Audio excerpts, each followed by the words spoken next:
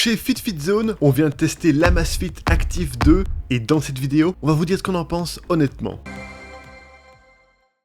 Et si ce produit vous intéresse, sachez qu'on a mis un lien avec son meilleur prix juste en dessous de la vidéo. Cette montre a une certification de 5 ATM indiquant qu'elle peut être portée sous la douche ou à la piscine jusqu'à 50 mètres de profondeur, mais elle n'est pas conçue pour faire de la plongée. Son design est élégant et sobre avec son cadran rond de 44 mm. Ses finitions sont également soignées et son bracelet de 20 mm peut être interchangé avec d'autres grâce aux deux petites encoches situées autour du cadran. Elle est légère, seulement 29,5 grammes sans bracelet, et très fine avec moins de 10 mm d'épaisseur, ce qui permet de la porter sur tous les poignets, masculins comme féminins. Grâce aux nombreux trous dans le bracelet en silicone d'origine, l'ajustement est bien sécurisé. Durant nos tests, nous l'avons trouvé très confortable à porter. Son bracelet souple n'a gêné ni la pratique sportive ni le sommeil.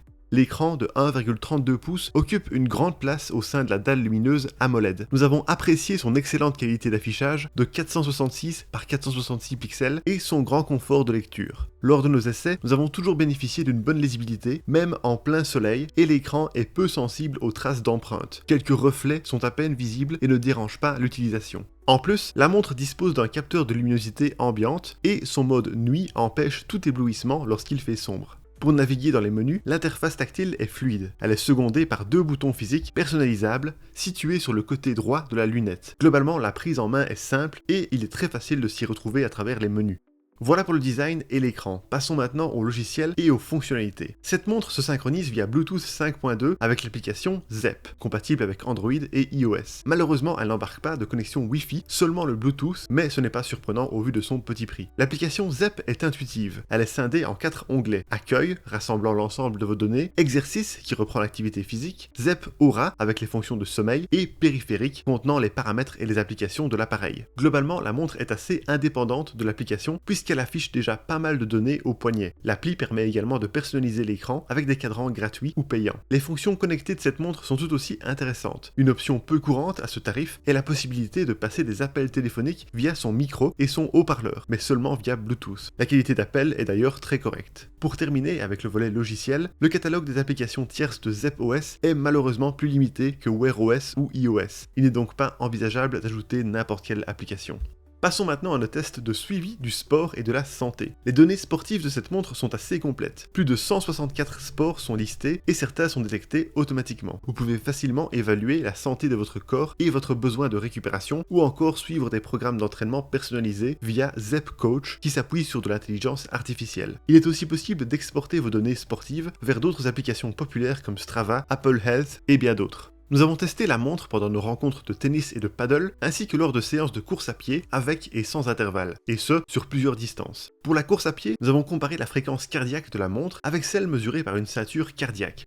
Les résultats de mesure ont été assez similaires, avec une marge d'erreur entre 0 et 5%. Les calories brûlées sont légèrement sous-estimées en comparaison avec notre montre Garmin de référence. De son côté, le GPS assure une captation rapide et il utilise une puce multi-GNSS compatible avec la plupart des satellites. Cependant, sa simple fréquence présente quelques limites. S'il s'en sort relativement bien dans les campagnes, il manque cruellement de précision dans les milieux urbains. Il a tendance à couper les trajets à travers les bâtiments et ça a pour conséquence de réduire la distance, ce qui fausse l'allure, la vitesse et l'altitude. En comparaison avec notre montre Garmin de référence, l'Active 2 a affiché environ 1 km de moins sur une distance totale de 7 km. À la campagne, la distance n'a été que de 300 mètres moindre sur une distance de 13 km. Malgré ça, il est possible de télécharger des cartes hors ligne et l'application affiche plusieurs graphiques détaillés qui permettent de se faire une idée globale de vos séances sportives. Côté santé, l'analyse du sommeil est plus ou moins correcte, mais il arrive que des heures de réveil aient quelques minutes de décalage, tout comme la variabilité de fréquence cardiaque dont les résultats sont parfois incohérents. En revanche, les siestes sont bien identifiées et vous disposez d'une analyse complète avec de nombreux graphiques, scores et tendances présents sur l'application. Ceux-ci permettent d'améliorer vos habitudes de sommeil. Pour obtenir des rapports de sommeil personnalisés et d'autres outils visant à optimiser votre sommeil, vous devez souscrire à l'abonnement premium de Zepp Aura. Parmi les autres fonctions relatives au bien-être, on retrouve le suivi du cycle menstruel, la mesure d'oxygène dans le sang, la mesure du stress, les séances de méditation et le capteur de température. Néanmoins, les mesures de ce dernier sont loin des résultats obtenus avec un véritable thermomètre. La montre relève également la pression atmosphérique et propose d'autres options utiles pour la montagne comme la boussole. Pour terminer ce test, parlons de l'autonomie. L'Actif 2 se munit d'une batterie de 260 mAh qui a une autonomie théorique de 10 jours en utilisation classique, 5 jours en utilisation intense et 21 heures avec l'activation du GPS. Durant le test, nous avons tenu 8 jours en l'apportant tout le temps, jour comme nuit, sans le mode Always On et en ayant pratiqué 3 jours d'activité physique, dont 2 heures avec suivi GPS. L'autonomie semble donc correspondre aux affirmations de la marque. Contrairement à d'autres utilisateurs, nous pensons qu'elle est assez endurante grâce à son système d'exploitation peu énergivore, mais il est vrai qu'en activant les options gourmandes en énergie, comme le mode Always On, l'usage fréquent du GPS, etc., l'autonomie peut descendre à 4 ou 5 jours. Pour la recharger, il n'y a qu'un socle de charge magnétique propriétaire fourni dans l'emballage sans câble USB-C. Vous devez donc vous munir de votre propre câble USB-C pour alimenter la montre, ce qui n'est pas super pratique. Comptez environ 2 heures pour une recharge entière.